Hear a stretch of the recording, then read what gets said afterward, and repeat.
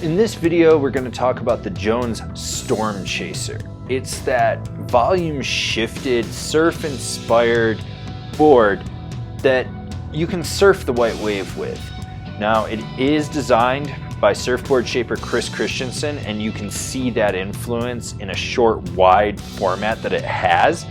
This is a board for people that want a pow deck in their quiver. It's something that you're going to be able to surf the white wave with. You're going to use it on deep days. Now, it is a volume shift board, which means it is wider. It does have a swallowtail. This board is designed for ripping pow. This board features Jones's Christensen Surf Rocker, or Pow Rocker. Basically, you got more rocker in the nose, and it comes back underfoot, and then it flattens out, and there's a little bit of camber in there. It's not a lot. And then it goes back under more rocker under the back foot. So about midway through the insert packs is where the rocker point engages in the nose and the tail. This really lets you be super surfy with the board. The tips are super loose. You've got a smaller stabilized zone underfoot where you've got that contact point.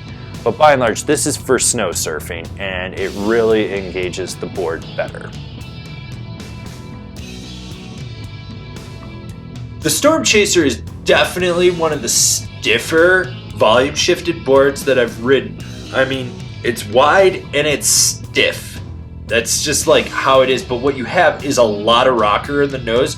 So when you push and drive this board, you can sink the tail, it'll rise the nose, and then you get that float out of it. There's not a lot of torsional flex to this board. I mean, it's stiff through and through.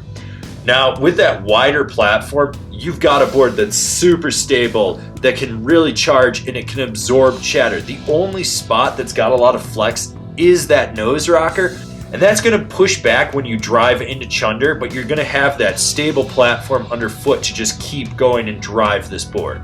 This is a board you really have to roll back onto the tail to get popped with. It's going to take a couple runs to get used to this.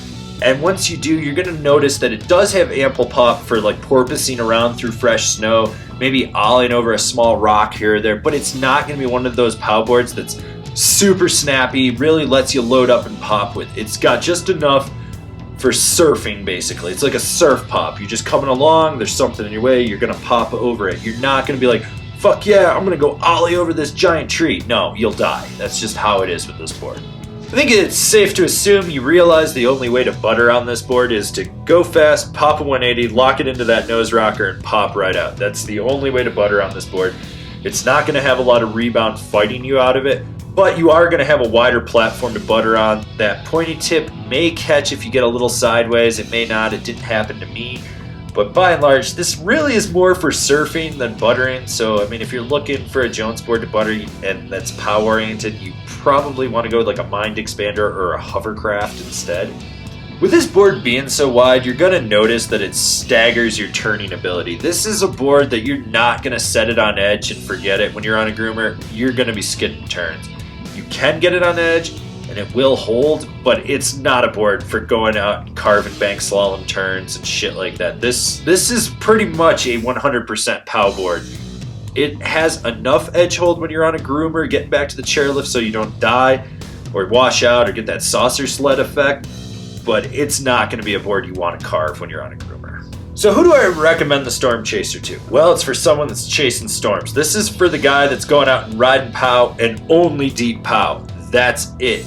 But you want this thing in deep snow. That's where it's going to excel. This is definitely a niche board for someone that's building a quiver. You know, this is a board you're probably only going to ride 10 to 20 days a season if you're lucky. Most people would probably be 5 to 10 days riding this thing.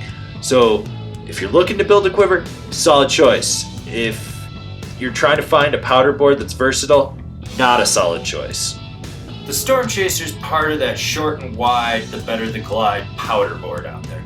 There's a lot of these decks popping up, and here's a list of boards that I think are comparable to this deck.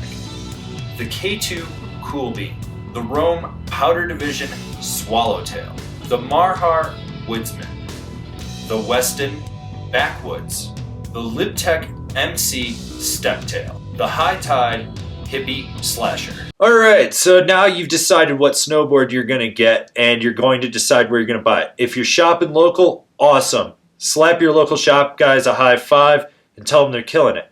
But for those of you that are buying online, why don't you shop from one of the links we have down below? That way you support us and you get a deal on your snowboard. Don't forget to subscribe to our channel. That way you can see all the relevant or irrelevant snowboarding content that we're putting out for you guys. So smash that bell down below. That way you're getting a notification. And I'll see you guys in another video.